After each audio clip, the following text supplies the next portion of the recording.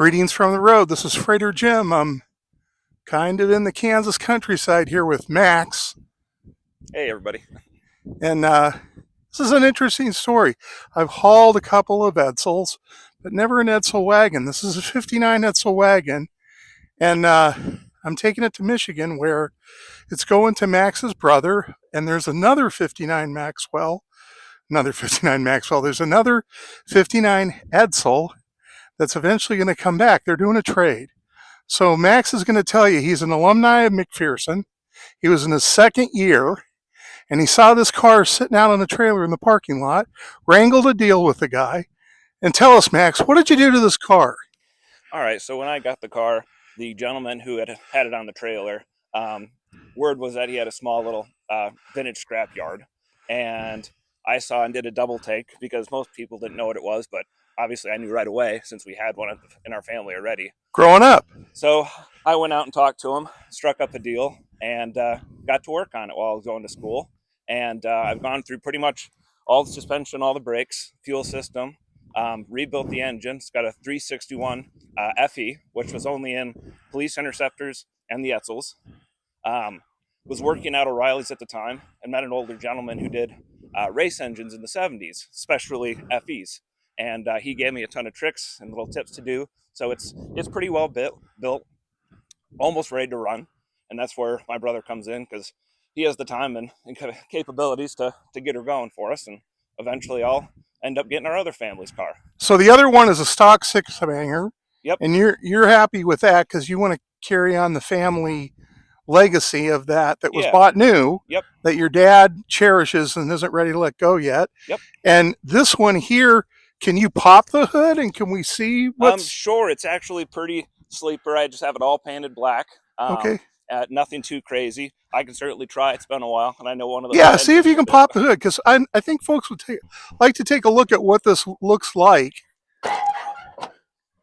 Let's see. Okay, so let's walk up and take a look at this engine. So his brother's going to get this. The brakes need to be bled.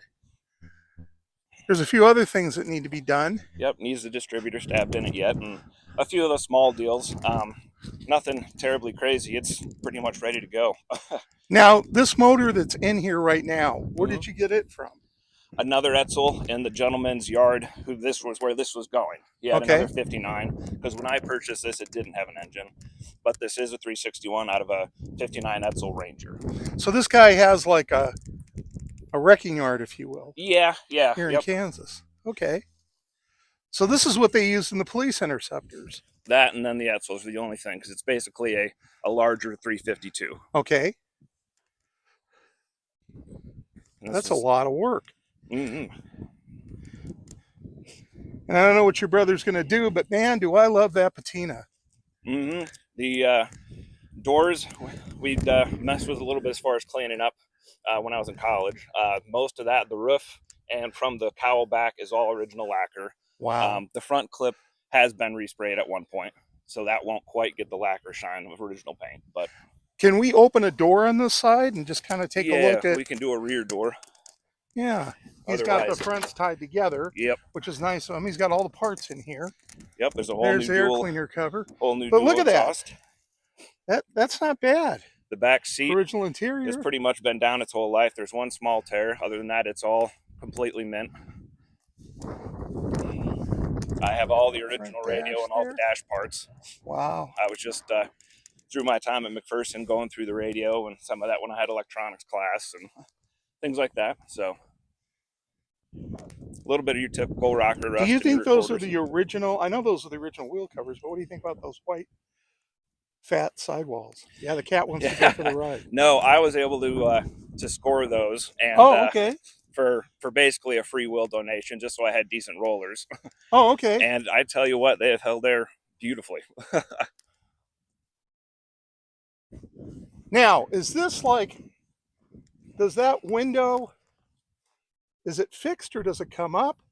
Is that a two-way? No, you don't have to open it. No, it's fine. Oh, isn't that cool? Look at that. And is that the original glass? Yes, it is. So all the original glass? All the original glass. Boy, that's a beautiful window. Yep. That'd be expensive to replace. Yep, that and the fronts are Look at almost those. Look at unobtainium. those bumpers. Look at that side. And you Ta- got some rust there, but that's very, very doable. oh, for sure. Well, and since the family's one has about the same amount of rust in the rear quarters, but it's original enough and we don't want to disturb that, Right. where my father was able to, in the early 90s, score a new old stock set of rear quarters because they are just different enough from Ford or Right. Mercury. Well, you could still work with these. Mm-hmm. Would you call this? See, I look at this and I would say that this is in good, original, unrestored condition. Yeah. That's what I would say. Good Yeah. to very good, depending on what you're taking into consideration. If you consider the chrome and the glass. Well, and the nice part about the chrome is it's all stainless, so Exactly. that all brightens up without and any. it's beautiful, and that tailgate's working okay. Mm-hmm. You know.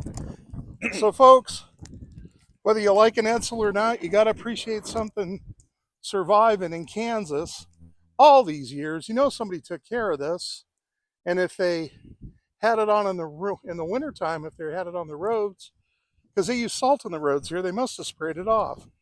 So, all right, well, that's it for me, Freighter Jim. We're going to load this up, head to Michigan. Everybody out there, have a great day. Remember, drive safe, arrive alive. See you down the road.